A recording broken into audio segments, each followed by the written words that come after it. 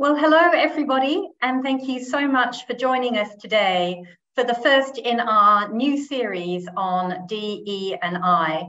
My name's Nicola Watkinson. I look after the international work at the City UK, but in addition to that, I'm one of the people who really champions the work of diversity, equity and inclusion at the City UK. It is a total passion of mine that I have carried throughout my career, and so I'm really delighted that we have the opportunity to welcome you all here today as we really look at how we're going to accelerate the pace of change across the financial and related professional services industry. And no better place to start our new series than by inviting Nishma Gosrani to join us today. So Nishma, many of you may know already, is the financial services partner at Bain Company, and she has nearly 2 decades of experience across financial services consulting and a range of geographies. And she's currently in Davos at the moment, so we're very pleased that she could still be available to join us for this. Nishma was invested with an OBE in 2020 for her work on diversity and inclusion, and particularly on pioneering pay gap reporting. And she's been a key author of the report that we're going to hear about today. So what I'd like to be able to do is to invite Nishma to join us in just a moment. She will take us through the findings of the report, and then we're going to open up for a Q&A session. So please, as we go through, do think of any questions that you might have and feel free to pop them into the Q&A area at the bottom of the link here. We'd love to hear from you. We want to make this as interactive as possible. And we really hope that this will be the start of a great series of conversations on this topic. But Nishma, if I can please invite you to now come on camera and to share with us some of the findings of this report. Nicola, very many thanks for inviting me to be part of this roundtable today, and to the City UK for hosting this series of roundtables, but particularly on D&I, which is so very important as we find ourselves in a recessionary environment at difficult times across the globe. And what we don't want to do is have this agenda dropped off the overall CEO agenda through the course of the next few years, because we'll end up going backwards rather than forward. So it's a really interesting juncture and time for us to be talking about this and making sure that we keep it at the forefront of our leaders' agendas and of course the CEO agenda, because this really is a CEO issue. So as Nicola pointed out, I have had the privilege of working with in the region of 25 CEOs across the FS industries of leading tier 1 and tier 2 organizations. Amanda Blanc, the group chief executive of Aviva, and I collaborated in partnership with Aviva and Bain Company to produce a blueprint, an industry first blueprint to accelerate gender diversity across financial services. Now, let me tell you, historic progress has not just been frustratingly slow and poor, it's been appalling. So every year we are seeing 0.5% increase. In 2018, we are 31.5% of representation of women in FS senior management. And that number in 2020 moved to 32.3.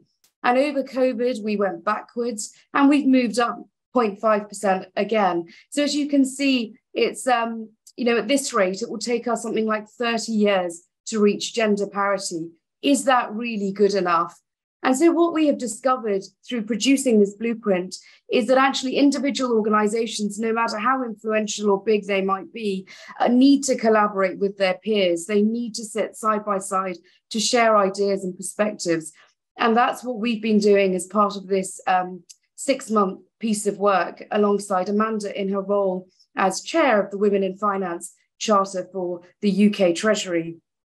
And it's been a huge privilege. And may I add that Bain took on this work over a 6-month period pro bono, in which we worked very closely with a series of chief executives, not just in the financial services industry, but across many other industries, including consumer goods, oil and gas, to get a real perspective on whether this was about women or whether this was about the financial services sector. And we have concluded this is much more about the industry that we're in than it is about overarching levers and objectives, or you'd call them things like childcare or women stepping out of the workforce during their sort of early 30s. It's not really about that. And there's some of that in there. But as we talk about the report, we'll find that actually it's much more about our industry and how it hasn't really embraced diversity and perhaps in a way that some other industries have, and how that accelerated change has really made a difference.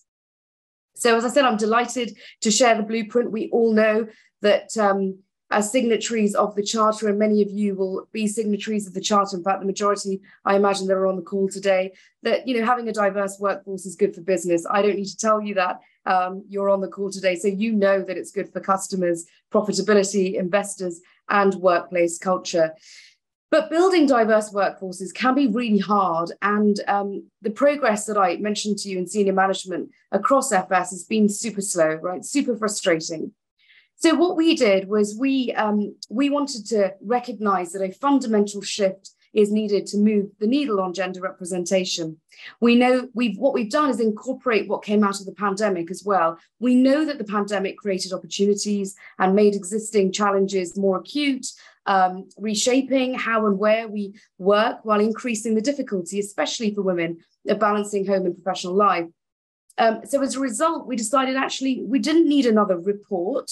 The Treasury and many other organisations have produced some fantastic findings, including peer organisation of both Aviva and Bain, as well as industry bodies like trade bodies. So actually what we wanted to do was produce a set of very practical recommendations and a toolkit of ideas that the CEO would embrace, and then they would be rolled out through his or her CHRO across the organisation. So the blueprint, just to iterate, was based on interviews with leading FS CEOs. We didn't go to D&I heads. We didn't go to CHROs. It's a CEO agenda, and we were very clear about that from the beginning. There is a huge amount of Bain analysis, academic research, cross-industry case studies, and then a survey that we put out there of more than 100 signatories who reported on where they were when we started this work, which is over 12 months ago, and where they are now. And we're just waiting for the findings on that so that we can see where they've moved on the maturity curve. What we understand from a recent meeting that we had of those signatories is that they have embraced the blueprint. They've taken on a number of the areas that we've suggested, and actually there's been real change in their organisation. Of course, you're not going to see all of that change straight away, but you expect to see it over the next 6, 12, 18 months. So the idea of the blueprint is that it's split into 4, very practically, and none of those areas will be new to you: recruitment, retention and promotion, culture and behaviour, and then embedding DE&I. And then what we've done across each pillar is talk about the case for change, very detailed policy actions. We've built it around best-in-class case studies that the Bain network obviously has access to, and then very critical, very controversial, may I say as well, CEO questions under each of those sections. So what we're saying effectively is that on recruitment, we know that centralized processes exist. We know that there's been a huge amount of interrogation for bias and focus on skills over experience. We know that a broader talent pool is being looked at across FS, and a commitment to interview 50% for women for roles at all levels. So that's the baseline on recruitment. Most of the organisations that we interviewed are doing that. And I'll come on later to what isn't the baseline and what are we going to need to change the agenda.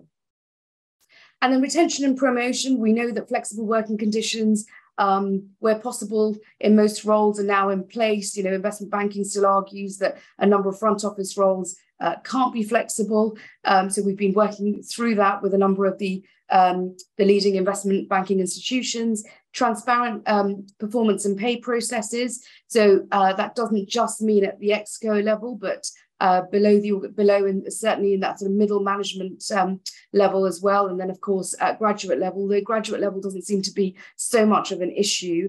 It very much is the sort of fact that you see at the middle, that's where transparency is much needed. And then an infrastructure, a comprehensive infrastructure for parents. So that's been a really important part of the process. And we've worked very closely with a number of institutions who have these facilities on site or able to offer other benefits as part of that infrastructure. And then a culture of sponsorship for women. And this is a really important one. So it's not about just rolling out sponsorship programs, but actually looking at the return on investment, looking at the role modeling, the exco investment that's made in those sponsorship programs, making sure that they're consistent and aligned with all diversity sponsorship programs across the organization. And that's been really, really important, because what we found is that particularly the investment banks have created some fantastic glossy sponsorship programs for women, but then after 6 months, actually they lose momentum within the organization, or another 5 come about from either their employee networks or ally networks. So actually what we're asking you to do is consolidate, do less rather than more is the principle behind the blueprint, but do what you do properly and make sure there's investment behind it.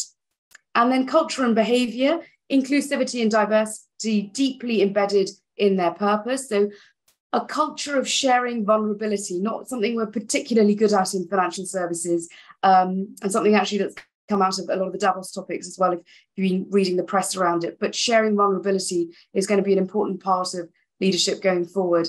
Role modeling, flexibility, and then some bold interventions that need to be made to remove unacceptable behaviours. And this was a very controversial topic, and we chose to keep it in the blueprint. Certainly government intervention told us that, we ought to take that out, but we felt that actually it's ultimately up to the CEO to remove unacceptable behaviour across the exco table. And if they're prepared to do that, you're likely to see a lot of change across the organisation. Often very difficult when either those individuals are rainmakers in the organisation or are highly influential. But what are the steps that can be taken to either educate the individual, remove them from people activity or HR led activity, and keep them in certain parts of the business? I mean, often the latter is quite difficult, but there is a process that can be taken, and there are some questions in the blueprint that I would certainly suggest you have a look at, which are really interesting, and we'd love to get your feedback as well as you start thinking about implementing some of the work. And then finally, the one that most say is very difficult, but can be transformational if you get it right. And that is embedding diversity, equity, and inclusion into the organization. A very data-led approach in the way that you would manage your risk, in the way that businesses are managed, the P&L is managed. D&I ought to be managed in exactly the same way, so that you're evolving your targets, you're cascading your targets down the organization, you're making executives financially accountable, and high quality data is really, really important, particularly around pay gap, as we look at, moving gender pay gap, which has actually is now working pretty well. But if you think about ethnicity pay gap, which we haven't covered in a huge amount of detail, because obviously this is about gender, but what most organizations say is that it's really difficult to get that data, then track that data and get people to respond to some of that. So getting high quality data is one that's come up a number of times. And I will talk a little bit about how you get that data and what you do with it. And then monitoring and tracking that progress, which comes back to the point I made around culture and behavior. Don't do more, but monitor and track what you do have. Is it working? Is it working for your organization? Does it need to be revamped?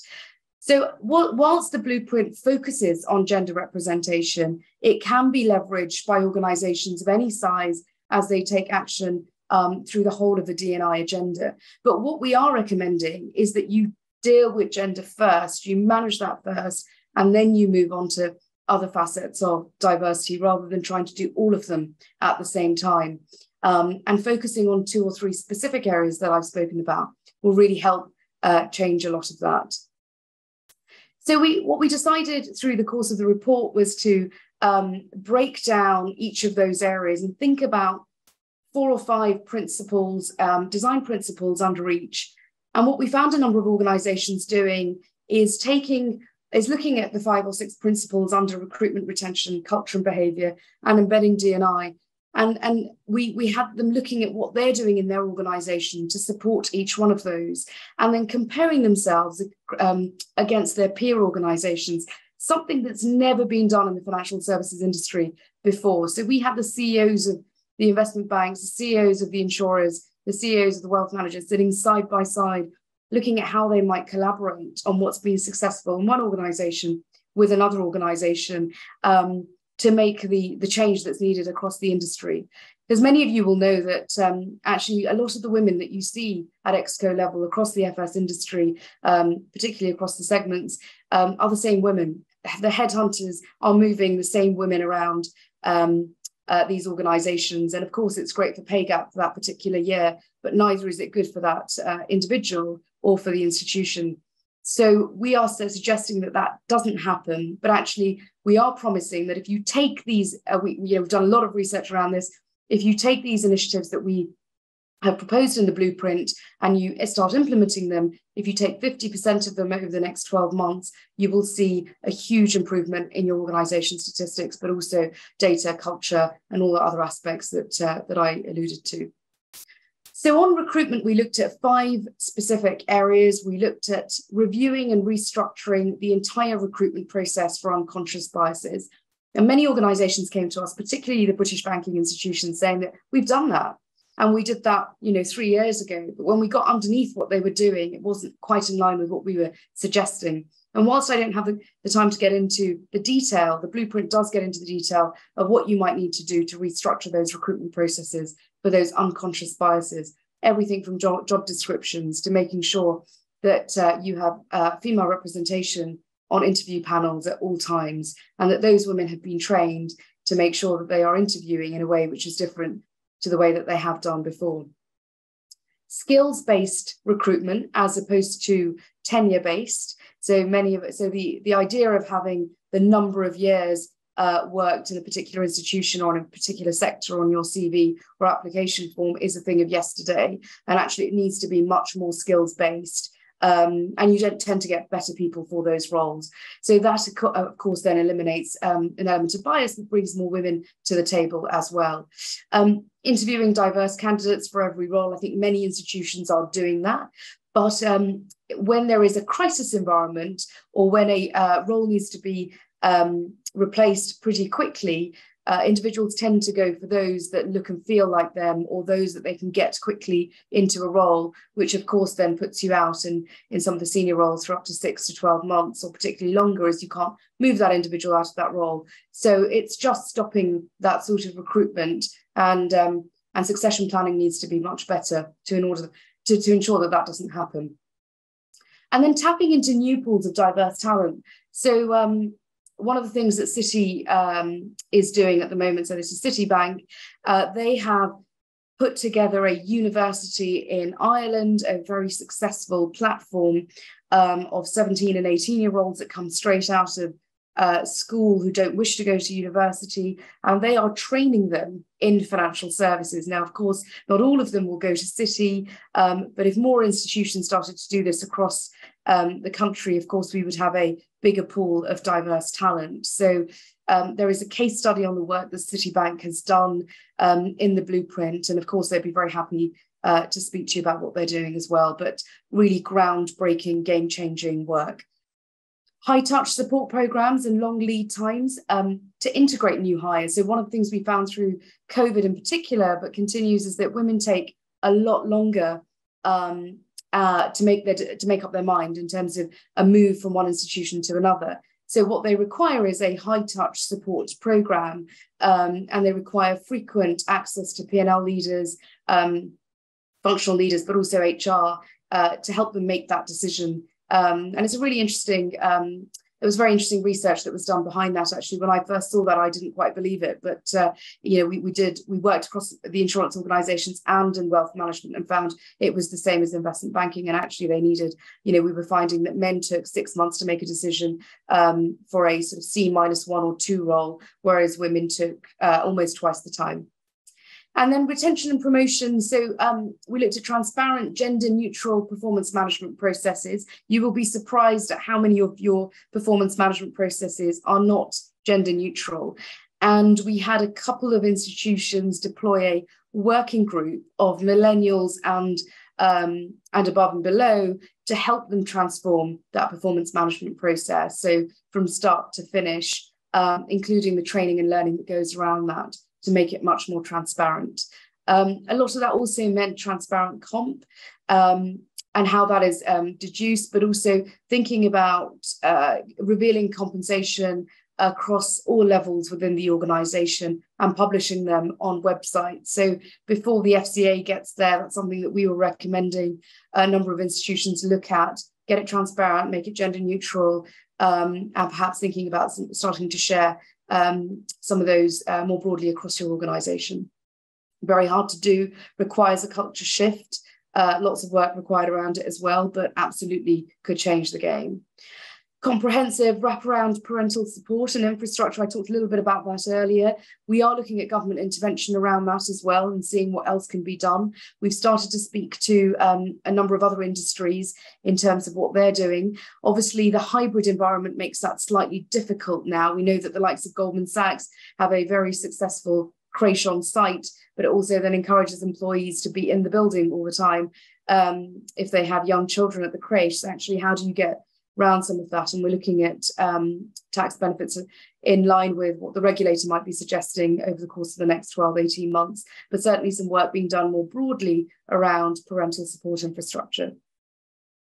And then part-time job share, flexible options. I think there is a huge amount of work that can be done. And actually a lot of what happened over COVID showed that that is much more possible, particularly in functional roles like HR and risk. We see a lot of that, not so much in P&L and front office roles, but we are encouraging that everybody look at that to make things much more sustainable, much more relevant for women who might want to come back from the, they're sort of come back from having children to part-time sharing and job sharing. Now, the other interesting element that came out of that as well was looking at those women who've been out of the industry for maybe 5, 6, 7, 8 years, choosing to come back to the workforce.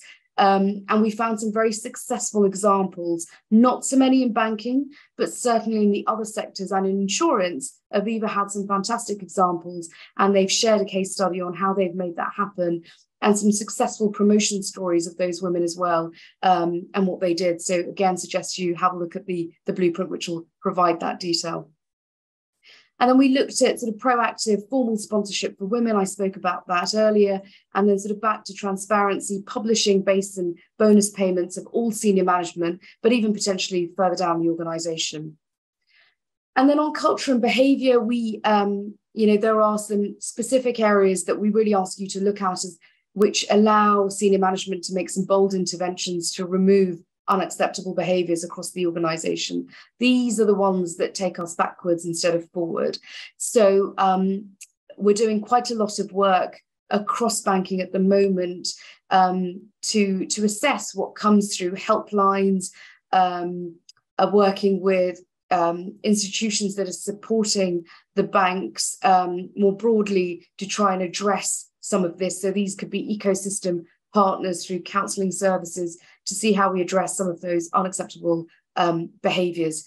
And a whole piece around education, we saw that on the back of Black Lives Matter, but actually can that be done more broadly around all of the sort of facets of diversity and inclusion, and how helpful could that be? And could it be done more collaboratively across the industry, across a task force like this one, rather than it being done individually in organisations?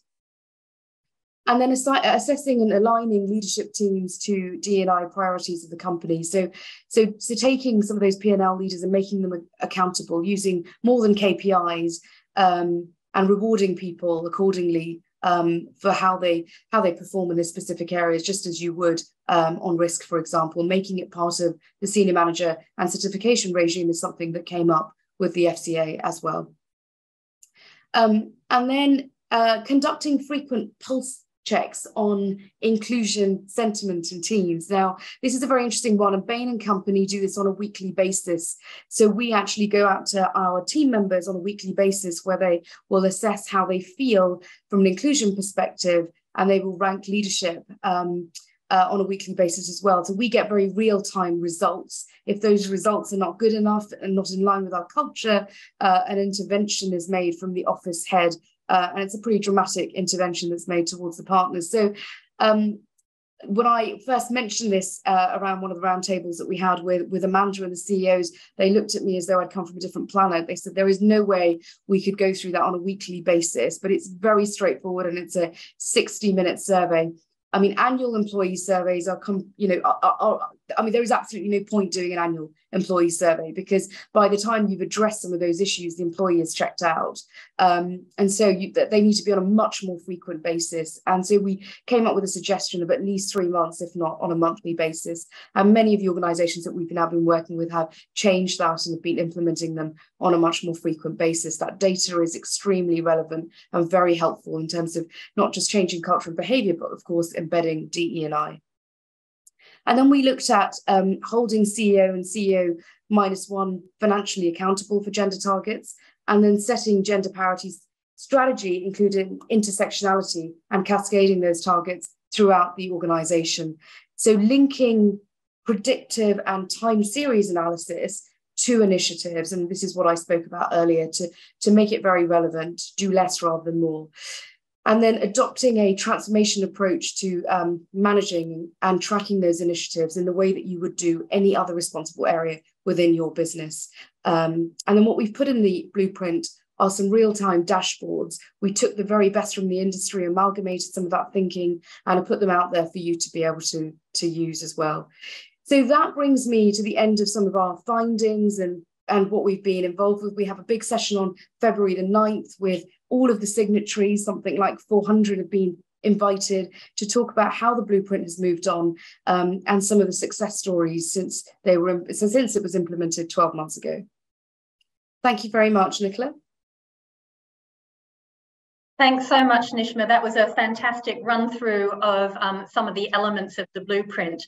And what I really like about it is just how practical it's designed to be. So we've had so many reports that talk about the problem and offer very high level recommendations. But this blueprint really is very hands-on and gives people genuine guides for what they can do.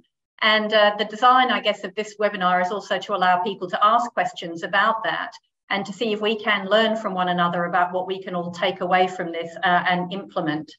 So we've got some questions coming through. Please do put others in the Q&A if you would like to join the conversation. I've had a couple that came in through email beforehand, so I might start with one of those and then jump into the Q&A questions. So one of them is about do we have any information on why progress has been so slow for gender parity in financial services? You mentioned some of the challenges like investment banking wanting much more in-person presence. But when you look across the industry, do we have a sense of why it's taking this industry longer than some others to make the change? So Nicola, yes, we did a lot of research on why financial services is much slower at making progress across all facets of diversity, actually, not just gender. And there were two or three specific reasons that came up. One was the graduate talent pool. So 10 or 15 years ago, it was the highlight of being at the LBS or Oxbridge session when the investment was at Morgan Stanley or Goldman's turned up to present. Now that has certainly moved on, and actually finding that seat or being able to sit on the floor to listen to an MD from one of those institutions was such a fabulous thing, and everybody wanted to scurry towards an investment banking profession. But actually the focus around purpose has made a lot of women in particular rethink whether they want to join financial services. I think a number of FS CEOs have been slow to put out their purpose and vision, and compared with consumer products industry, the telco industry, etc. And so we have lost a large amount of talent to other industries that pay equally well. And of course, the changing in sector, so the fintech, the tech sector has taken a lot of high-performing talent out of our industry as well. In terms of, so that's sort of at the graduate level and perhaps graduate sort of +2. But if you look at why progress has been extremely slow as well, a lot of it comes down to the fact that there has been a real block on part-time working, job sharing. We came in at it much later than other industries, and it was a lot to do with the nature of the work that's done across banking. So where you've got large contact centres, for example, the insurers do, you tend to see much larger number of women in those institutions. But where it's front office, P&L, you tend to see less women. And then you tend to find that actually you lose a lot of women at that VP level when they come back into the organisation after having had children, and just don't find a career as rewarding as perhaps they would in another sector. So they're the three specific areas why we're losing a lot of women across financial services. Yeah, okay, thank you. And I guess a follow-on question that's come in through the chat is, how could sectors that are doing well help to mentor or drive the laggards? And what's some practical ideas that perhaps could be taken where we could take some learnings from groups that are doing it well and transfer them into some of the segments of the industry that are struggling still? Yes, I mean, I think what we've tried to do as part of the exercise that we went through was actually speak to a number of institutions like Diageo, BP, Unilever, Procter & Gamble, some of the large institutions that have been doing this extremely well. They haven't solved the problem, and they would say that themselves, but they've certainly helped inspire some of our thinking around sponsorship, for example, our thinking around the communication of pay, rethinking parental infrastructure. So a lot of what you see in the blueprint and a lot of what I talked about has come from those sectors. And actually, we've shared a lot of case studies from those sectors as well. And as we move on and as we start we've got the Accountable Executive Task Force that Amanda has pulled together, as I mentioned earlier, which works very closely together in terms of changing the way this will look, but collaborating on ideas. We are looking to those other sectors and their C-suite to come and talk to us about what we might be able to do differently. So we will share those learnings on a periodic basis. I think that would be fantastic, and something that we've certainly found even within the City UK, that sometimes what's been learnt in, say, the legal sector hasn't transferred its way across to investment banking, or the things from professional services haven't come into other areas. So the more, I think, even within our own ecosystem, we can share what is working and what isn't, would be terrific. And that leads one you picked up, Nicola, there. The legal sector is probably one I wouldn't go to, given they're doing particularly poorly, actually, and there really hasn't been that much change. So they are probably lagging behind financial services from some of the initial work that we started there. Yeah, I'd have to say some of the anecdotal information we've had from our DE&I exchange would bear that out, particularly in terms of flexible working hours and how to support parents has been a particular challenge that some women have highlighted. But it does lead me to another question that we've had, which was one of the things that people really appreciated in the blueprint was companies like Aviva talking about some things that they tried that didn't work so well. Yes. Yes. And being able to share some learnings from that. And I was wondering if you could maybe talk about a few examples of that and how it's shown how hard it is to get that cultural shift to really embed. Yeah, absolutely. And we did actually want to do that. We wanted to put out there what doesn't work as well. And we thought that was a really important part of the process. What we didn't want to do was put 2 or 3 organizations that are very large in size, saying that, we've been doing this really well. And Amanda was the one actually who said, what I want is a large organisation from each of the sectors within financial services talking about what hadn't gone right for them over the course of the last sort of 24 to 36 months. So a couple of areas that I will come to. One was around shortlisting. So actually finding the right candidates. When you set your headhunter out to do that, you've got to be very specific. So what they found was that the recruitment teams were setting the headhunters off to go and find a shortlist. If the recruiter came back and said, actually, we don't have these individuals, they weren't then being sent out to try harder. And that came up a lot, actually. So a number of institutions mentioned that it needs quite a hard-hitting HR team to be able to go back to its ecosystem partners and say, you need to think about this differently.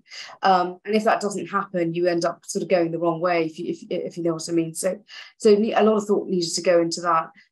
One of the other areas that we found as well was that many organisations, and I alluded to this earlier, were trying to do too much, and there wasn't consistency which were, you know, so particularly around sponsorship programs. So they had their employee groups running separate sponsorship programs to HR. And so you had a lot of, so there was a lot of time taken by ExCo members to cover all of these, and eventually momentum was lost. So, you know, aligning with those employee groups, making sure that you have one consistent process is a really important part of this, because ultimately you want those ExCo members, that senior management, to be representing in a thoughtful way, providing energy where relevant, as opposed to being across a number of areas which then don't get you return on investment, because it's much harder to track and monitor. But also you don't want employees feeling that they're part of one area, not part of the other, and they're not getting quite what they expected, and they're being shortchanged. So being very thoughtful about how those sponsorship programs are being managed is really important. And that was one that came up from, I think, 19 out of 22 organisations was revamping those sponsorship programs and making them very consistent. That's terrific. And I have to say, from a previous organisation I worked with, just on the shortlisting side of things, we used to do blind shortlisting. But at the end of the day, if the panel didn't come up with 50% women in their blind shortlisting, they were sent back again until they did. Or the panel was just, you know, the whole thing was disbanded. So as you say, you have to take some quite courageous decisions and really see whether or not you're training people the right way, so they move to a more skills-based assessment rather than, as I think you called it, the sort of tenure-based, experience-based assessment, because I think that makes a huge difference.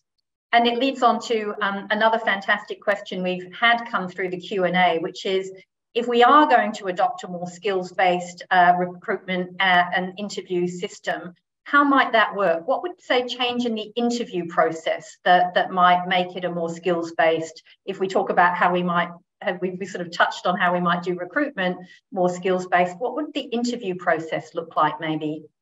So the interview process, so the actual recruitment process, sort of end to end, has to be much more led by the business. Because when you're doing skills-based recruitment, you need leaders, you need line managers to be much more involved in the process.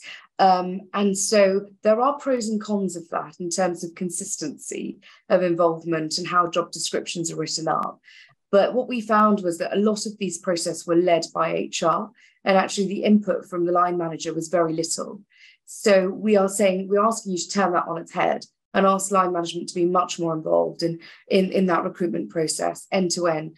We're then also saying that any reference to experience or tenure is removed from the process. So the questions that are asked in the interview are not based on how long did you do this for, you know, how many years were you at this particular institution, and actually you remove a lot of that, and you do that through the application process as well. So they were the two specific areas. And then I think if you then couple that with making sure you have a female interviewer, panelists that are across that sort of interview panel, a very diverse panel of individuals that are well trained to ask questions that are skills-based, competency-led effectively. We do it very well at graduate level. It's the norm across the industry. We just don't do it so well across middle management. Okay, fantastic. Thank you. And I think, you know, as you say, remembering, I mean, it's a lot of this is intuitive, but we forget it when we go up the senior management curve, I think. And that's something that we need to make sure that we capture. We've had another question, which I think is really interesting, which is looking about how hybrid work has impacted on the DE&I agenda. We know there was quite a lot of adverse impact. And I guess the question here is, what could businesses do to try and turn this into a positive for DE&I? Yeah, it's a great question. And some of the learning, the post-pandemic learning and came out of the survey that we deployed across the sort of 100 signatory base. And there was a specific question in terms of, you know, what affected, what has this done to your retention rates, your promotion rates? Unfortunately, the impact of the pandemic on some of that data is going to take another 12 months. So we're still waiting for some of that data to come through and for us to be able to analyse that. Because if you think of, you know, it was 2.5 years ago it started, and then the time taken to then impact somebody's career from a promotional retention perspective, hard for it. At this stage, we wouldn't have very accurate data to be able to put out there and to be able to analyse. So we are waiting for that, and it will come out of the second survey that we've just deployed. So by Christmas, we will have another set of data which will be answer that question head on and will be fact based. Some of the sort of the more subjective areas that were talked about as part of the AET meeting were focused around the pub culture on Friday seems to have disappeared. And so whilst it has taken a dent on that industry in particular, actually a lot of the decisions that were made that sort of Friday 5 p.m, particularly where men were in those scenarios or situations, that's disappeared, and that's been to the benefit of many women. Again, really hard to translate whether that's really changed the dynamic or the representation. But we're certainly seeing different behaviours. We are seeing a lot more men taking, a lot more parental leave focused around men taking time out as opposed to just women. So that has changed a lot more on the back of COVID. And we're seeing a sharing responsibility. So actually we expect that the hybrid impact is going to be much more beneficial in the long term for women, but we don't have the facts and data to be able to back it up just yet. Oh, we can only hope. Yeah. And I really think that, having worked in Europe for a number of years, as I think you probably have too, seeing parental leave being shared much more evenly would be a huge step forward, especially where that can be encouraged as part of a cultural shift in the organisation. As you say, Nicola, that needs that cultural and mind shift, both by the employee and the employer, right? And I think until you're able to see that across the country, we won't see that shift. Yeah, positive role models in both directions for men and for women. One question that I might take Chair's privilege just for a moment. One of the figures that really interested me was that men were, I think it was 45% more likely to have a sponsor in an organisation than women were, and I guess this is talking about individual sponsors. Yeah. And I guess reflecting on my own career, that has been a really important element. And I was wondering, did you kind of look at how that might be addressed more, how women could find or use sponsors more effectively to help with their sort of senior career progress?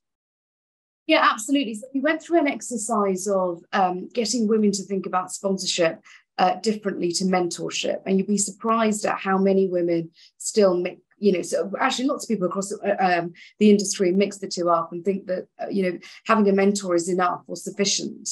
And more women thought that having a mentor was sufficient. So we went through a process of how do we educate our women across the industry on sponsorship being very different to mentorship. So that was a sort of the first thing. The second was then, Nicola, to your point, structured sponsorship programs needed to be created because women don't have the same level of sponsorship as men do. But actually, if you structure it and you actually match people up in a pretty consistent way, as long as a relationship can be formed and they can get along, you can almost mirror the informal mentoring that men have across the industry. But it needs to be done well, it needs to be done consistently, and it needs to be done with both individuals invested. And so that's what we're recommending when we suggest sponsorship programs, that is mirroring the old informal structure, if you like. That's terrific. Thank you. And one that I think we should all be thinking about how we do more or do better in. And I guess as we start to sort of, I've got two more questions, but one of them that's sort of come in, you have said about do less but do better. And I guess as we start to sort of think about wrapping this up, if we have to try and focus energy, are there areas where we can have more impact than others? I mean, all of this is really important, but if we really have to try and focus on do less, do better, where should we really focus our energies? Yeah, so I think there are four things, and I would take one under each of the pillars that you should focus on, particularly understanding that in the current environment we find ourselves in, less is better than more, but also funds and investment are going to be short. So on recruitment, it is really getting underneath those unconscious biases and removing them from the recruitment process, in investing time, creating a working group, getting business input through that process, and really working through that. On promotion, retention and promotion, it's really looking at transparent processes. And it's linked to the first one, so the one around recruitment, but it's much more transparency is what's required. And often we found from our survey as well that is what a new generation of employees want, a lot more transparency. They have a lot more access to information, and actually they want more transparency from their employer. On culture, it was eliminate old school employee surveys, bring about something that's really real and data-led, and is going to give you real-time analysis. And so it might not need to be on a weekly basis, but certainly a year or 6 monthly basis is not good enough. And then on embedding DE&I, it's much more about taking, getting the data that you have and making it relevant for senior management in the way that you would any other aspect of your business. That's fantastic, thank you. Not easy to try and pick particular core ones. Every organisation has looked at this slightly differently, Nicola, depending on where they are on the maturity curve. So on culture, the other one that keeps coming up is, zero tolerance on poor behaviour. Yeah, absolutely. Yeah. So, and I think depending on where your organisation is, so it's very difficult to get it down to 4, but often different organisations, depending on their size scale, where they are on this agenda, have picked one of the 5 under each pillar to focus and concentrate on those for a certain period of time, and then report it back for us to be able to reassess. Well, that's fantastic. And then the final wrap-up question, and this also leads a little bit from the final question we've come in through the Q&A, is on that transparency point. So it's come up a number of times in terms of how we talk about pay and bonuses. It's talk about how we, and I guess this is around promotion as well. So how do we track how women are faring through an organisation? Are they getting the same development opportunities? Are they going forward for promotions as often as men? Are they getting the same development opportunities? When you think about transparency, are there sort of ways in which organisations can think about a sort of a collection of things that they try and track, as well as the actual the pay gap?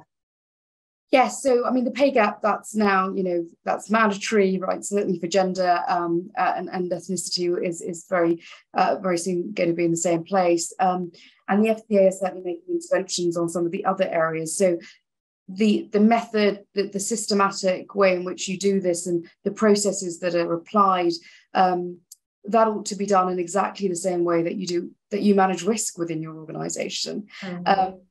And one of the things that we've done to help a lot of this is create dashboards at the back of the blueprint. These are industry-leading dashboards. We've worked with a number of leaders, so these haven't just, they're not produced by Bain and then actually, they're in consulting speak and you can't do anything with them. They're actually pulled together in collaboration with the industry. I would suggest you go and have a look at them. They will help you become more transparent, but they will help you with a method in which you can start tracking some of what you've just talked about, Nicola, so training, professional development, reporting, etc. That's fantastic. Thank you very much. Well, Nishma, look, thank you so much for your time. I think you've given us a really great incentive to go back to the Women in Finance Charter Blueprint and see what we can all draw out of it to take forward for ourselves. It really is very practical. There's some amazing information and sharing in there. And we really appreciate you taking the time to go through it. On a personal note, I'm delighted that Nishma is one of our Next Generation Leadership Council members here at the City UK. So here to actually support the work that we're trying to do as we try and accelerate the pace of change in DE&I across the ecosystem. So thank you for your personal contribution at that level as well. Thank you all for joining. It's always a great sign of a good discussion when everybody stays to the end and is actively engaged. So really appreciate all your participation. We do have another couple of speaker series already lined up, so please keep an eye out on your email. I think we've got Dan Harris coming up next, looking at neurodiversity. And then we've also got the Minister for Women, who's going to be joining us as well to talk about her vision for how she's going to take that agenda forward in the role. So thank you very much for all of you being here today. Nishma, thank you very much. Enjoy the rest of Davos. Nicola, may I just, sorry, please Nicola, go ahead and talk about your conference. Thank you. No, I was just going to say that the blueprint is available, the full blueprint is available both on the Bain, the Aviva and the UK Treasury's website. Fantastic. Well, thank you very much. And thank you, everybody. And we'll look forward to seeing you all again soon.